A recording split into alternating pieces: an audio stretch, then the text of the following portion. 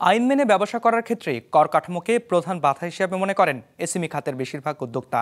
সেই সাথে জটিলতা আছে নিবন্ধন নবায়ন পদ্ধতিতেও। ক্ষুদ্র ও মাঝারি উদ্যোক্তাদের নিয়ে এসএমই ফাউন্ডেশনের এক গবেষণায় এমন তথ্য উঠে এসেছে। রোববার যা প্রকাশ করে সংস্থাটি। Double million offer, Walton fridge কিনে পেতে পারেন 20 লক্ষ টাকা, রয়েছে কোটি কোটি টাকার নিশ্চিত উপহার। দেশে ক্ষুদ্র মাঝারি ব্যবসা প্রতিষ্ঠানের সংখ্যা প্রায় 1 কোটি, আর এই খাতে প্রায় 2.5 কোটি মানুষের কর্মসংস্থান রয়েছে, যা মোট জিডিপির 25%।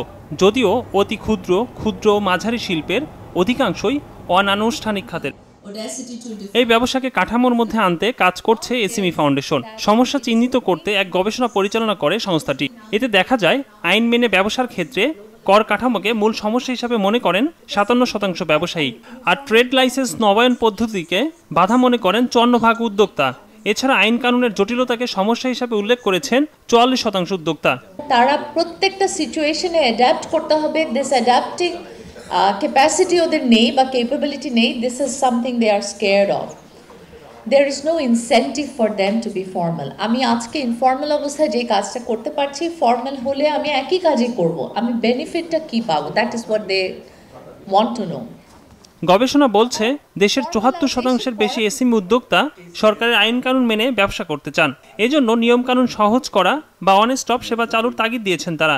সেই সাথে জামানতবিহীন ঋণের ব্যবস্থা করারও দাবি তাদের। পিপল সে যে আমি একটা ট্রেড লাইসেন্স করে কাজ হয় না, আমার 34টা ডকুমেন্টস ফিল আপ করা লাগে, এনভায়রনমেন্টের থেকে লাগে, ফায়ারের থেকে লাগে, এরকম হিসাব করলে অনেক, এবং আমি সব বুঝি না কোনটা কোথায় যেতে হবে। উদ্যোক্তাদের অভিযোগ, নতুন ব্যবসা চালু করতে 34টি দপ্তর থেকে সনদ নিতে হয়, যা ব্যবসা প্রসারে বড় বাধা।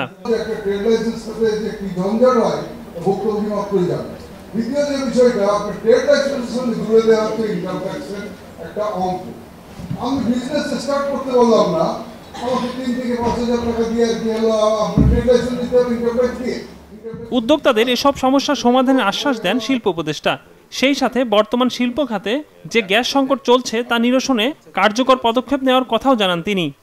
আমাদের প্রতিশ্রুতি ছিল কারখানাগুলোতে গ্যাস সরবরাহ করার। আমরা চেষ্টা করেছি, এর মধ্যে যেটা পাওয়া গেছে, আসলে তো বাপেক্সের কাজ বন্ধই ছিল অলমোস্ট। গ্যাস আমদানির কাজটাও আছে, কারখানাগুলোকে আমরা চেষ্টা করছি দেওয়ার জন্য। এতে কিন্তু যেটা ঘরে গ্যাসের সরবরাহ কমে আসবে, কারণ বাংলাদেশে তো গ্যাস অফুরন্ত আর নাই। এসএমই খাতের জন্য একটি সামগ্রিক কৌশলপত্র তৈরি করে উদ্যোক্তাদের প্রণোদনা দিতে সরকারের প্রতি আহ্বান উঠে আসে আলোচনায়। একরামুল ইসলাম খান, বিজনেস রিপোর্ট, মাছরাঙ্গা টেলিভিশন।